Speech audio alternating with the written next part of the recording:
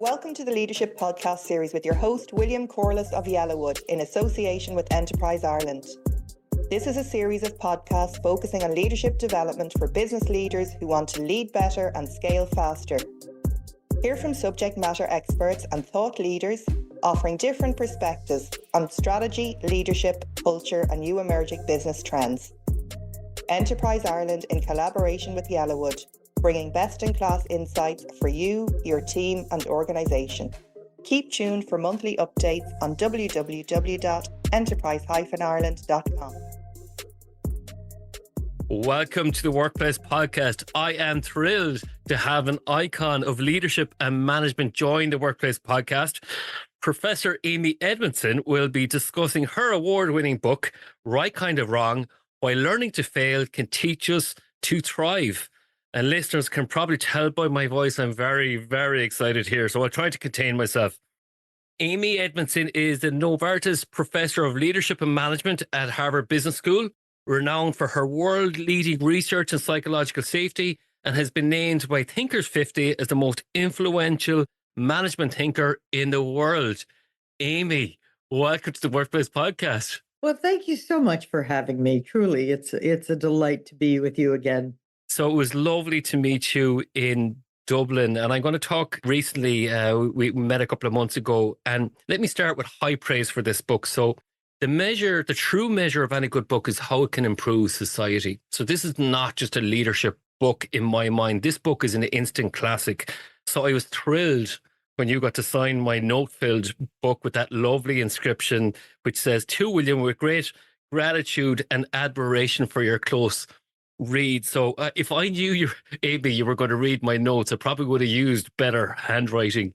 But I do genuinely believe that this is jam-packed. Well, thank you. And I really genuinely am full of gratitude when someone has all of those little notes and tabs and all of the rest that suggests you really read it and really cared enough to try to remember and perhaps apply bits of it. And that's what I really liked about this book. It was engaging all the way through it. It never flagged. It had my interest all the way through. So from practical advice, insights, research, your personal stories, which I loved, and the business examples like Toyota, Boeing, Google, social history, like the traffic lights, wonderfully engaging. And then I was reading this and I was surprised we have something in common. We both studied engineering, which probably led you to your very pragmatic approach. So with that pragmatic vein is failure for some people means disaster, yet for you it was life defining.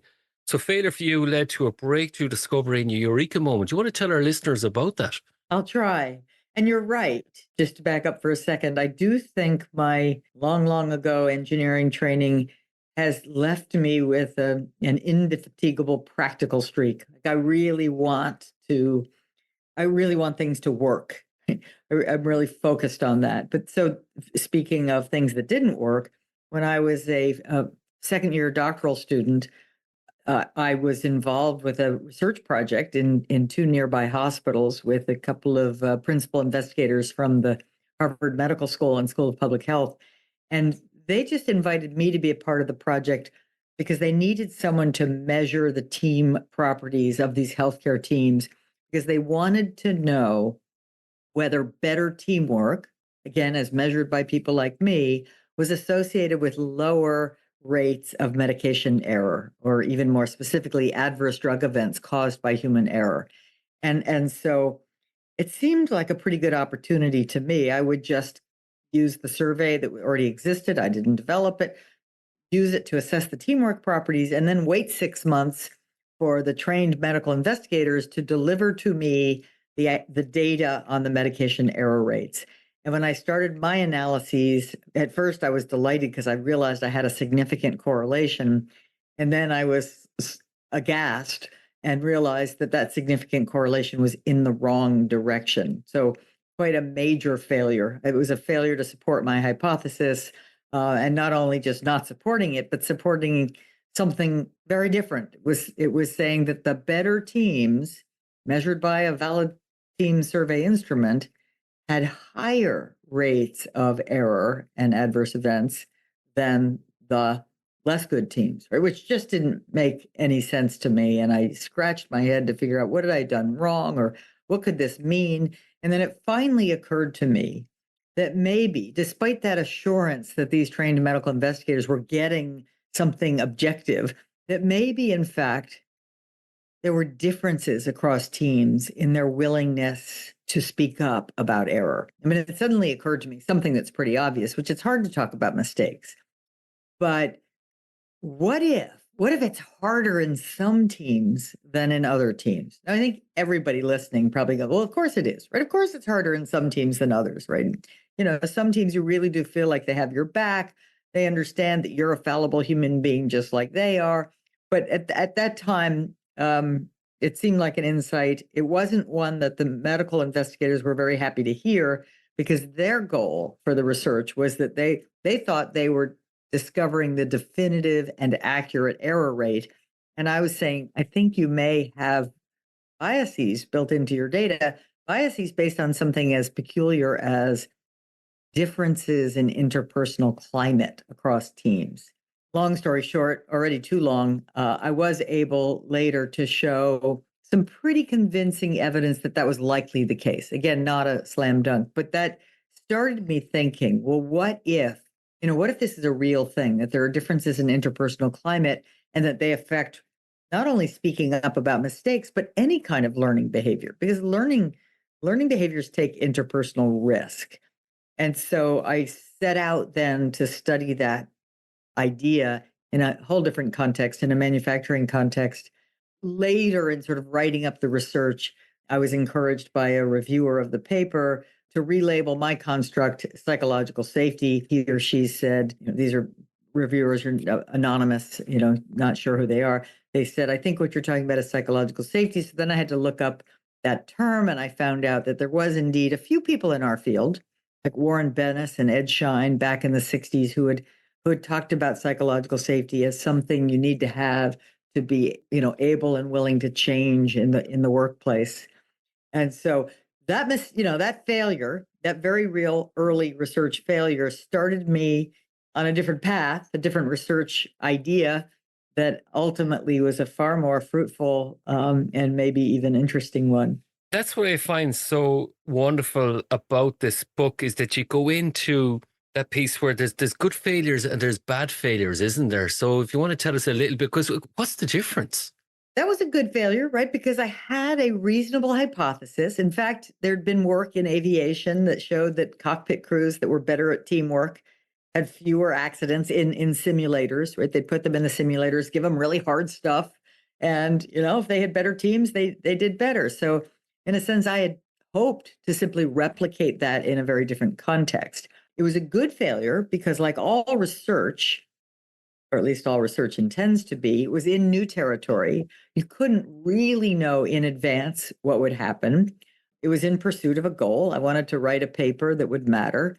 And I had done my homework, right? I had thought through what I believed would work. I had gotten measures and put them in place. And then finally, I think it qualifies as an intelligent failure for me because it wasn't the end of the world, right? Nobody was harmed by my being wrong. It was disappointing, even devastating initially, but it's the only way forward. So an intelligent failure is just that: new territory in pursuit of a goal where you have a hypothesis, you've done your homework. It's no bigger than it has to be. It's not too expensive, not dangerous. And alas, you were wrong about your hypothesis, but you learned something. That makes it intelligent. But it is not an intelligent failure if you just are, texting and driving and get into an accident. It's a failure, but not intelligent. That's what this book does. It gives you, the reader, the language to discuss failure that otherwise people wouldn't have. That we go into the blame game, or we go, we generalize the failures. It's all bad. We hide them, right? We don't want to talk about them. We don't learn from them. It's all bad. It's all bad, or it's all good. That's not right. There's nuance.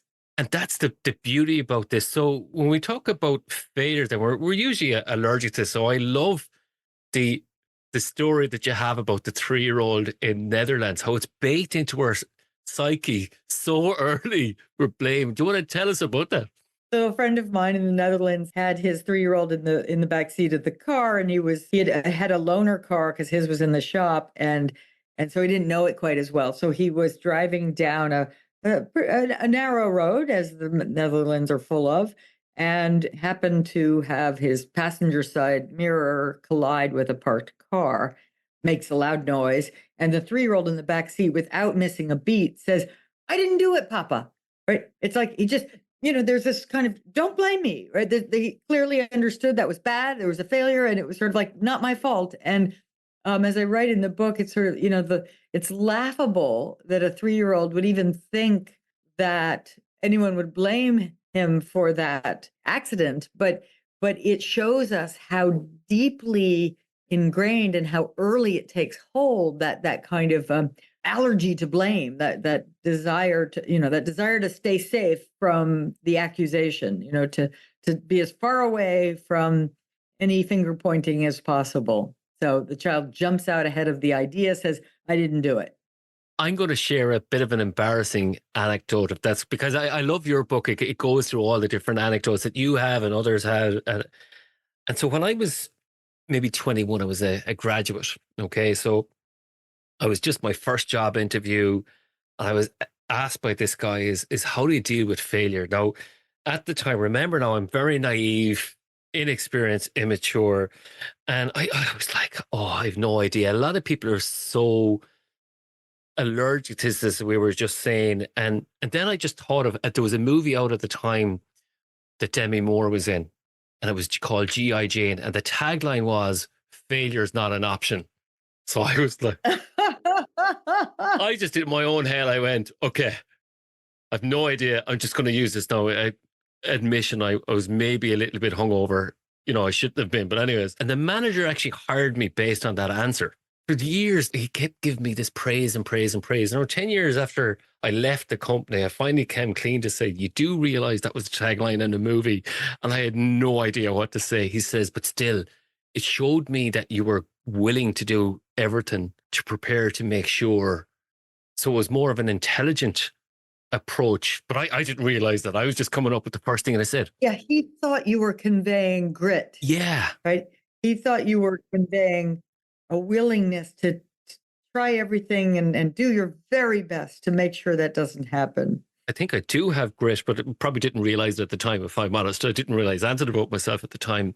That brings me to the point then, and the reason I tell this story is that say managers or business owners or whoever is listening to this, and they talk about failure to people, says, well, don't bring me problems, bring me solutions, and all this type. Like, is that helpful or unhelpful, or what advice would you give people? So that's why I told that little anecdote. Well, that is my least favorite business aphorism, or management aphorism. Don't bring me problems, bring me solutions, because two reasons. One, what people hear when a manager says, the intention is good, right? The intention is to say, do some thinking and, be creative, and I trust you and I empower you, or whatever.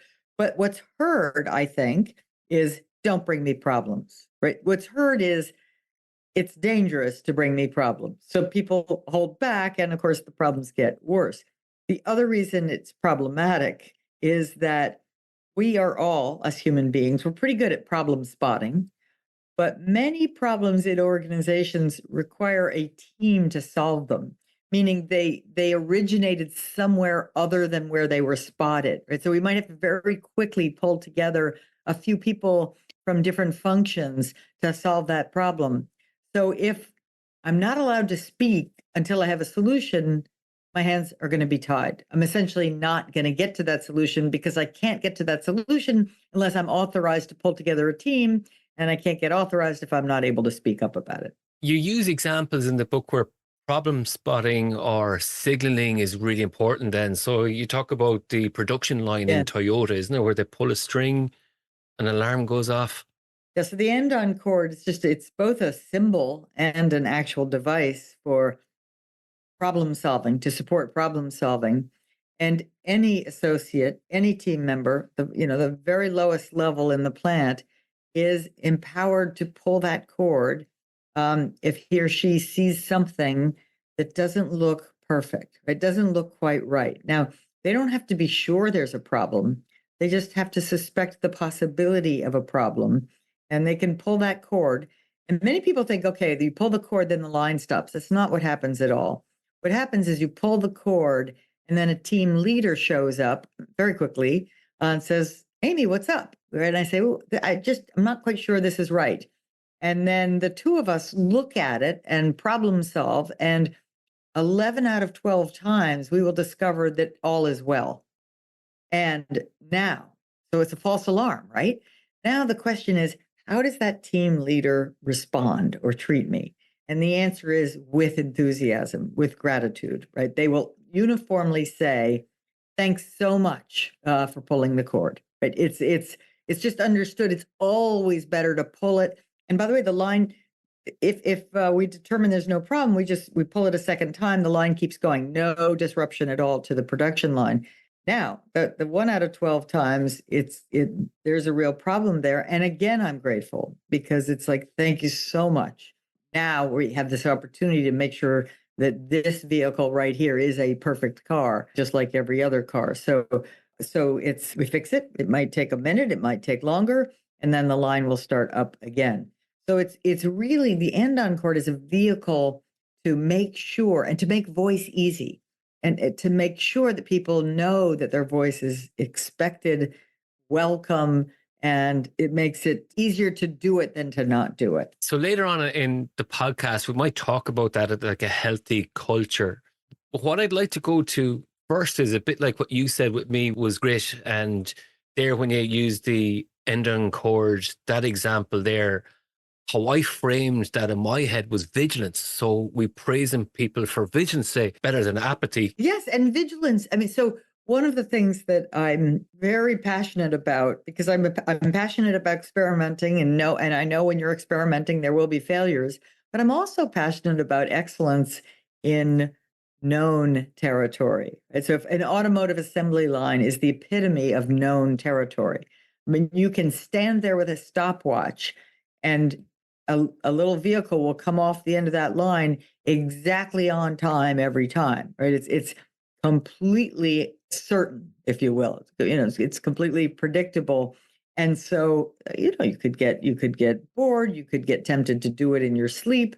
And so that's where vigilance comes in. Vigilance is all about staying awake, staying mindful, to ensure excellence in known territory, to ensure that we execute faithfully and as error-free as humanly possible to the known process or practices that we've put in place. And occasionally we'll see an opportunity to improve those practices if we're vigilant and awake. My mind is going in lots of different directions because your book is clearly jam-packed. This brings me now to, you talk about that known territory. And this is where in the book then you describe about, mistakes and errors and then the different types of failures. Can you navigate through that for us? Yeah, so in the book, I have 3 types of failures and 3 types of contexts. So the 3 types of failure are basic, complex, and intelligent. We've already talked about intelligent failures, but they are the undesired results of thoughtful experiments in new territory. They're unavoidable. I mean, if you want to make progress or discover something or invent something or start a company or find a partner, you're going to have failures along the way. And basic failures are just that. They are single cause failures. They are failures in familiar territory where we make a mistake. I'm not ever blaming someone for making a mistake. We all make mistakes. I make many a day. So they're not good news. And of course, they are the kinds of failures that when we're at our best, we are able to prevent them. Complex failures are, I like to call them the perfect storms. They are the failures that happen when multiple factors interact in the wrong way, where any one of those factors on its own would likely not have caused a failure, but the co-occurrence of them, that sort of in complex systems like our current lives and organizations, they do happen. They too, when we're at our best, can be prevented because we can encourage people to speak up when they see something just a little funny, like in the andon cord. And if we become aware of them quickly enough, sometimes we can at least mitigate the harm, and we can sometimes prevent them altogether. So those are the three types: basic, complex, and intelligent. And then there are three types of contexts: consistent, like an automotive assembly line; variable, which means a context or a work environment that's where mature knowledge exists about how to get the result we want. Whether that's flying from Dublin to London or operating on a patient's heart. We know a lot, and it's going to unfold pretty much as expected, but anything could happen. Right? We're a little bit alert to the possibility of variability. And then the third kind of context, I call it novel, which is where we really don't yet have the knowledge that we want to get the result that we're trying to achieve. And so that's like a scientific laboratory or an R&D department. So I want to move then to that piece where we're talking about before, is our relationship with failure. Then why do we fail at that? What can help? Yeah, I think we fail at it just like my friend's 3-year-old, because we get trained at an early age that failure is bad, right? And if you're in the vicinity of a failure, you're going to get blamed. Someone's going to get mad at you, and that's painful, right? That doesn't feel good at all. So we learn to distance ourselves from the bad things that happen. We don't report them quickly. We don't we don't own our mistakes or the things that go wrong. So we have that kind of natural and deeply socialized aversion to failure. We don't want to be connected to them. I think we also care very much, and this is related to the first one, but we care very much about what people think of us. And so, I want you to think well of me. I want you to think that I'm, a success, not a failure. That I'm an effective employee, not a deficient employee. So I'm at risk there too of holding back and hiding my failures. And that's where psychological safety comes in, right? We've got to make it safe for people to be honest, because stuff happens. And then I think the other reason is just, I say, confusion. Like, we're confused. There's so much rhetoric out there about fail fast, fail often, or failure is not an option. And it's like, which is right? And the truth is they're both right. It depends on the context. Failure is not an option is a great motto for when you want people to say, this is dangerous, this is scary, we do understand how to do this, but we need everybody's head in the game, right? Because if we do what we know we can do, we're going to reach that goal, or we're going to bring that shuttle back to Earth. And so it's it's when the stakes are high and the knowledge is high, that's a reasonable thing. For Sully Sullenberger landing that plane on the Hudson River a few years ago, for him, that was the only option, right? And by the way, he didn't have any set of good choices. I mean, it was like, do I land in that big city there, or do I try to have a safe landing on that big body of water there? And it's an obvious right answer, but that still meant everybody in the cockpit's head would be in the game, and they'd have to do their absolute very best. And of course, thank God they pulled it off, because certainly there wasn't, as I said, not a good set of options, but it easily could have not gone as well. And we're awfully glad it did go as well. And that's where I think a thought like failure is not an option is a helpful thought to excellence.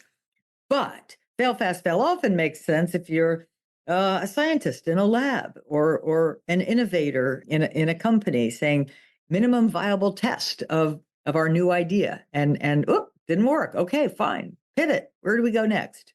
There's some people here listening in, and they're going to be cynical, or I'm going to play the devil's advocate here. So they might say, "Listen, I have a small organization. We have limited resources here. If we make a mistake, I lose a client, or worse, I work for a medical device company. We make a mistake, someone dies." So what would you say to them? Well, first I will make a differentiation between mistake and failure. A mistake is a deviation from a known practice or process.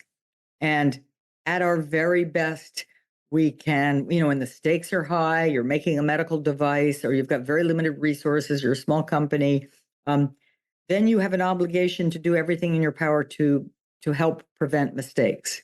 I mean, know that we're fallible human beings and mistakes may happen, but so long as you catch and correct them quickly, usually they don't have major harm. But how do you prevent them? I mean, you can't just say, oh, we can't have them, sorry. That won't work. That will only make sure you don't hear about them.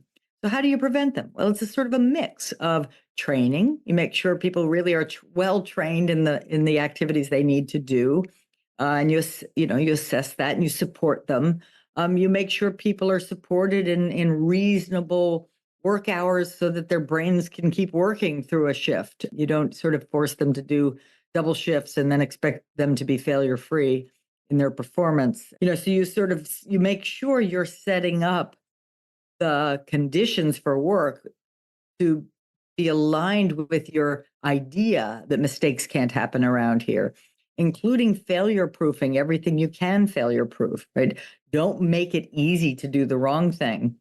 Make it actually hard to do the wrong thing. You set up like on all of our most of our banking transactions online, you sort of have to, are you sure, right? And that's just a little, it may be annoying sometimes, but it's a double check that you don't just accidentally wire someone some great sum of money, then are not able to get it back. That actually happened to a Citibank employee. And I talk about that as a basic failure. So put your money where your mouth is, or put your effort where your rhetoric is. So if you really want to have a workplace where mistakes are few to none, make sure you're doing what you need to do as a manager to have that be a realistic goal rather than just a scold. Secondly, if you have limited resources, then make sure your experiments are really smart. I mean, because there's another risk we haven't talked about. There's always a risk of failure in new territory, no matter how thoughtful your hypothesis. But if you just say, well, sorry, I just can't even have that, then you're facing a whole nother risk, which is the risk of being left behind, the risk of stagnation in a world that keeps changing. I mean, the history of business is absolutely full of, famous and not so famous, but successful companies that went out of business because they didn't keep up. They didn't keep up with changes in the world. We don't have typewriter companies anymore. Silly example, but it's astonishing actually if you just sort of take a look at the Fortune 25 like over the last 50 years, and there's almost no overlap, and that's not that long. So I'm going to double down here on the devil's advocate and the cynical approach here. So I might say, well, Amy, listen, that's good for you, but it seems very forgiving here of mistakes. And it might be, how do I hold people accountable? It seems like we're going soft on people. That's the cynical approach. I see by your smile here, you're going to go. I think it's funny because, the people who will say that, they definitely don't want to be penalized for their own mistakes. And I promise you they make mistakes. So that's what made me laugh, because, fundamentally that attitude, very human, I empathize, is unhelpful. And worse, ironically, it will help create the very outcome you don't want to create, which are failures that would have been preventable had you had a better approach to leading fallible human beings. And so accountability, I'm a big fan of accountability, but oftentimes people are in business circles are using the word accountability to mean punishment. And that just doesn't work as well as they think. Whereas accountability truly, and the root of the word, which it shares with account, is the ability to truthfully provide the account, right, of what happened, and to feel, first of all, a sense of responsibility and ownership of your part in the what happened. And even, because, most things are sufficiently complex that when a failure happens, it isn't entirely anyone's fault, but it's a little bit of a mix of things. However, I'm a fan of asking people to take account of the ways in which, because ways in which they contributed to an outcome, even if they're tiny. And when you really ask people to do this and create the right conditions for them to do it honestly, they will readily admit, I didn't speak up about a concern I had, and I wish I had now. And, that's taking account, right? That's accountability, even though nobody would have blamed you because it wasn't actually, no one, you never get blamed for not saying something. But if you're honest, you probably should be, right? So I am for excellence, right? And to me, the path toward excellence is not found in blaming and the old-fashioned notion of accountability, because that tends to encourage hiding and laying low instead. And I'm glad we took that path. So the reason I was asking that question was to lead us to this place where you talk about Brené Brown, and we talk about guilt and shame and emotional intelligence and vulnerability. Then the vulnerability maybe to speak up, or that psychological safety, it weaves back in. So could you tell us the importance of that psychological safety and that emotional intelligence when there's a difference between maybe social comparison and shame and guilt and all these different emotions as leaders then? Vulnerability, for example, that's another one of those words that people think, oh yeah, I can't do that vulnerability thing. I can't show weakness. And indeed, it does have the same Latin root for wound, but it's not, vulnerability is just a fact. If you're operating in a volatile, uncertain, complex, ambiguous world, you're vulnerable, like it or not, right? You are vulnerable to unexpected events. You're vulnerable in that you can be harmed. And so the only real question I think for leaders is, are you okay admitting it? Right? Are you okay being honest about it? Because when you are, good things happen. When you're willing to, speak up and say, well, here's where this is what I'm passionate about. This is what I really want to have happen. And I know I might be missing something. Like, what do you got?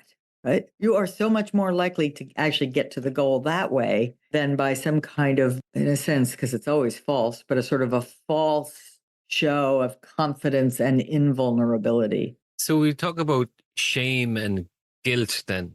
So you said there's a difference between the two in your book based on Brené Brown's work. Yes, I use her terminology there. Where guilt is that sense of I did something wrong, and shame is a sense of I am wrong. I'm just inadequate and unworthy as a person. I am not sure. I think that's a useful distinction, right? Because she's saying that guilt can be healthy because it kind of will lead us to change things, and I'm all for leading us to change things. I do think that guilt can feel also very painful and crippling, and can, if at least taken to excess, which is I think I grew up with lots of guilt. You just go inward, right? Because you just can't, you don't feel able to speak up because you just don't want to be seen for the sort of, all the bad things you've done. You don't want anyone to really know. And as a little child, they're really not very bad, maybe I was mean to my sister or something, right? The depth of that emotional scarring is sometimes very real. I can even see how you scratched your head. You can still feel those emotions there for yourself. And why I was asking those questions then is prepared fears is what you mentioned in the book then.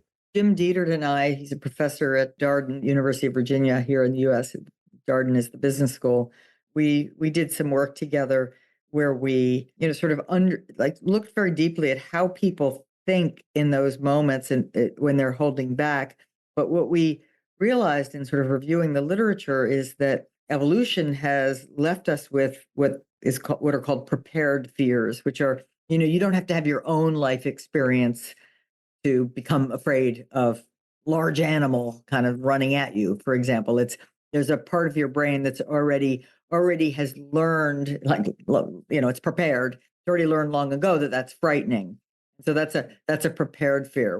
We have prepared fears around heights, and they're very life enhancing, right? You don't really want people sort of jumping off tall buildings because it looks like fun, right? So we have a prepared fear that says, "Ugh, don't do that. Don't get too near the edge." But we point out that we also have prepared fears related to being rejected from the tribe and not looking good. I mean, we worry about what others will think of us. It's a prepared fear, and it can feel very frightening, right? If you disapprove of me or think I'm stupid and decide to get rid of me as a result from the group, that's terrifying to me. And I don't have to learn that as a little child. It's like already there. So we're talking about the right kind of wrong here. So it's why learning to fail can teach us how to thrive. And then we move to it like the systems level. So I love this concept in the book where systems can spawn complex failure, and you introduce a normal accident versus interactive complexity using the Perot's model. Have I pronounced that correctly? Yes, Perot. And indeed, so Perot wrote way back in the early 80s, I think, maybe late 70s. He wrote a book called Normal Accidents. And the term normal accidents is meant to imply that these are the kinds of accidents that we should expect to happen when, and he described these two conditions. One is interactive complexity, meaning there are lots of parts involved, let's say in a company or in a machine, and the relationship, they have many relationships between them, connecting them together. The other dimension is tight coupling, which simply means that the connection between parts is sufficiently tight that once you move, once you affect one part, it will instantly affect another part. You can't really interrupt it. I think the opposite of that would be loose coupling, where, if I make a mistake in filling something out and then I tell you about it, you and I can fix it before it goes off and creates a failure. So it's loose coupling. Whereas tight coupling, I put my card in the ATM machine and it just takes it, right? I can't pull it back until it wants to give it back to me. So it's that kind of, once you've pushed the lever, it happens. Flick the switch, it happens. And so what Perot wrote and studied was that when there's interactive complexity and tight coupling, what you have are accidents waiting to happen. So he started to kind of inventory the kinds of systems that were vulnerable to these normal accidents. And, back then when he was writing in the late 70s, there really were only a few notable examples. He thought nuclear power plants had that feature. So to be very vigilant, very well managed. He thought it probably wasn't possible for people to manage them carefully enough to avoid the kinds of normal accidents. But I think he appears to have been wrong about that, because we really can operate vigilantly when we need to. But aircraft carriers, where planes are landing on a ship out in the Rocky Sea and all that, like there a few places where the interactive complexity was very high back then.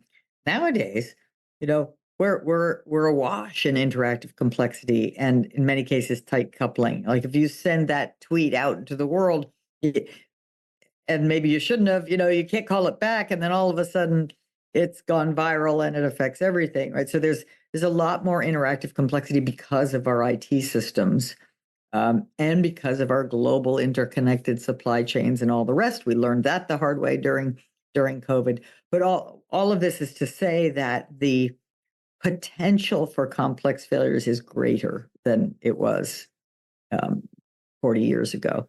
So is it okay if I quote from the book? Of course. So on page 190, and this really jumped out for me. So it's a gift to my sons. So I really want to reassure them. So making mistakes was not evidence of stupidity, but rather inexperience. Making mistakes was a necessary part of learning something new, especially something difficult. I think every parent should say that to their children. Absolutely. And some do.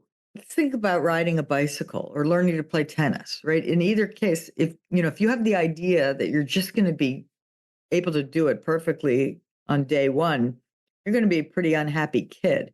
Right? And somehow I think most parents manage to convey that, yeah, great, good, try again, and you're getting there. But then we don't generalize from that wisdom to every other aspect of life for which the same logic holds, especially as you're a young child growing up. It's funny. I'm going to share this. It just popped into my head about making mistakes. So, the person beside me when I was hearing you speak in Dublin in the Q&A, you were asked, "What was your hobby?" And I was going, "I know this," and because I read the book already. And it's where you were talking about sailing, and I don't think you mentioned it in the audience, but you cut your head. And I just remember that. Yes, yeah. So if we're doing a competition later on to give away the free book, I'm going to be asking people, what is Amy's hobby? Should I say it? Go on. Yeah, tell us. Well, one of my hobbies, and the one you're referring to, is sailing, and particularly racing. Like I am part of a little team in the summers. Can't do that in New England in the winters. I guess maybe you can, but I choose not to. But I am part of a little racing team in the summers, and we sail competitively in one design boats in the ocean off the coast of Maine, and occasionally here in Boston in the Charles River. The failure in question in the book is one in which, and it was a basic failure because I am an experienced sailor. I know what I'm doing, and I made a basic mistake, which was I failed to pay attention while sailing dead downwind. That is a very dangerous thing to do because the boom, which holds the sail out, can fly over when the wind is dead behind you.